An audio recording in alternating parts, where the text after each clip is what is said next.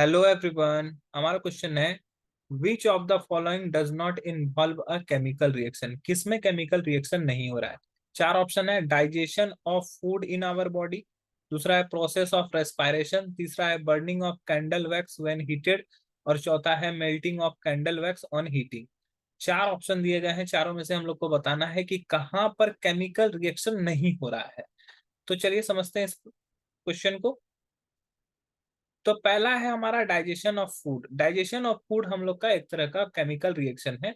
ठीक है, ये हम लोग के बॉडी में जो होता है एसिड होता है, हम लोग को जो फूड खाते हैं वो ब्रेक करता है और वो एसिड के साथ रिएक्ट करके हम लोग को एनर्जी बनाता है।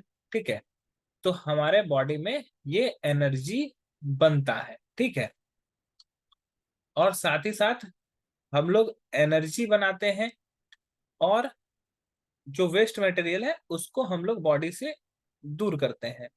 तो ये डाइजेशन ऑफ फूड जो होता है ये एक तरह का केमिकल रिएक्शन है।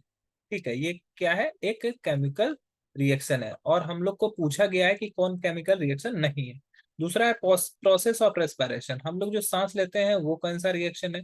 तो रेस्पिरेशन भी हम लोग का एक केमिकल रिएक्शन है, क्योंकि रेस्पिरेशन में हम लोग के बॉडी के अंदर में जो हमारा ग्लूकोज होता है, फूड से जो हम लोग को एनर्जी मिलता है, उसमें हम लोग क्या करते हैं, ऑक्सीजन के साथ रिएक्ट कर लेते हैं, जिसकी वजह से हम लोग का बॉडी क्या होता है, कार्बन डाइऑक्साइड निकालता है और साथ ही साथ हीट निकालता है। ठीक है, तो ये रेस्पिरेशन में यही चीजें होती है। ग्लूकोज में हमारे जो बॉडी में रहता है, जब हम लोग सांस लेते हैं तो ऑक्सीजन जाता है अंदर और ये ग्लूकोज से रिएक्ट करके कार्बन डाइऑक्साइड बनाता है, जो कि हम लोग बाहर निकालते हैं, और वाटर बनाता है हम लोग की बॉडी में, और हीट इवॉल्व करता है। तो हम लोग जो सांस भी छोड़ते हैं वो भी गर्म हवा होता है, वो हीट निकलता है वहां से।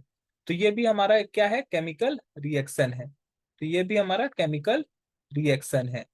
तीसरा है burning of candle wax when heated.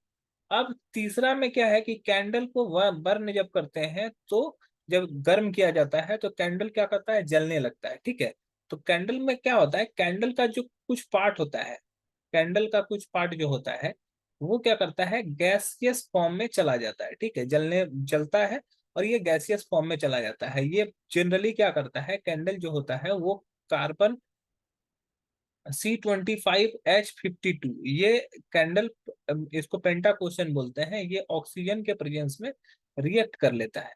Oxygen के प्रेजेंस में रिएक्ट करके ये कार्बन डाइऑक्साइड बनाता है और H2O बनाता है, और साथ ही साथ हीट देता है, हीट प्लस लाइट भी देता है।